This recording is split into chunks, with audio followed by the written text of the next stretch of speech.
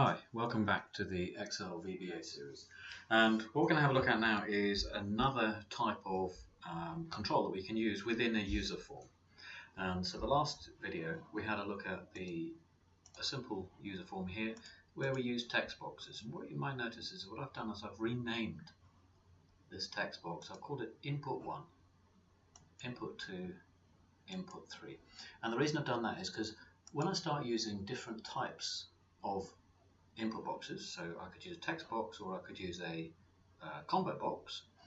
If I call them input 1, input 2, input 3, input 4, irrespective of what type of control they are, it makes it easier for me to loop through them all to put into the database later on. So that's what I'm going to do here. I'm going to use a new type, and this is a combo box, and in this one I'm simply going to copy that down as well, and I'm going to rename this one into member, and this is whether they are a member or not. So this one here, I'm going to call that one input 4. So you notice how that's input 3, input 2, input 1, so that does let me loop through with the inputs. Now in this one here, at the moment, the drop down has nothing in it. So if I were to run this form, when I get to the drop down, there's nothing in the drop down menu for me to choose. So what I actually want to do is I want to code something in. And I'm going to do it slightly differently here, because what I want to code in is as soon as this form opens, that's when it's going to add the elements or the items that I can choose. So rather than me double clicking on the submit button to open up what happens when I click the submit, I'm going to double click on the form itself. And this lets me see what happens when I click on the form. But I don't want that. What I want is when I activate the form. In other words, whenever the form opens, what will it do? So I don't want that one there. Don't need those extra lines there. I will put the extra lines in there. Now what I'm going to do is I'm going to say that me, which is the user form I'm in, and I called it input, and it's input 4, and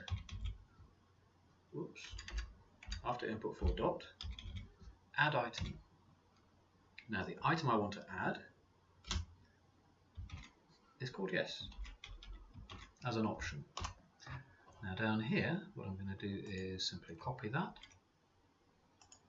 come down below, paste it in, and this one's going to be a no. So this will loop through and add an item yes, add an item no, add an item no, as soon as the form is activated.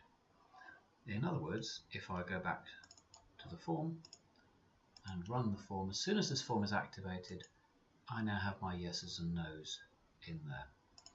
Now, before I actually go through this, what I need to do is I need to change my code slightly, because back in the code window, so if I go into the modules for the message box, and it's not in the message box, it's on the submit button.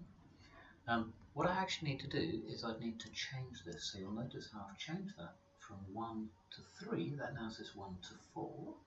And the other thing I need to change is there, where previously I had that called text box and X, I've now changed that to input and X. So this will now loop right the way up to the 4th one, and it will also find the right thing, purely because I renamed them all to be input 1, input 2, input 3, input 4. Okay, so let's see if that actually works. Here it is.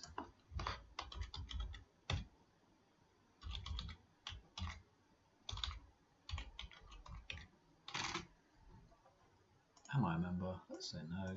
Click submit, and let's have a look over here. And it's gone into the next row of data and put it in using the values in that yes no box. Okay, that's just a very quick video showing you how to add in extra items or extra controls within the user form, and how to use them within the loop. So universalize the names, in other words, make them all the same, just the only difference being the number at the end if you want to run it through a loop to use all of those controls. Okay, I hope that's been useful. Once again, don't forget to ask a comment down, or put a comment down below if you want me to cover anything in any future videos, and I will do my best to help you. And thank you for listening.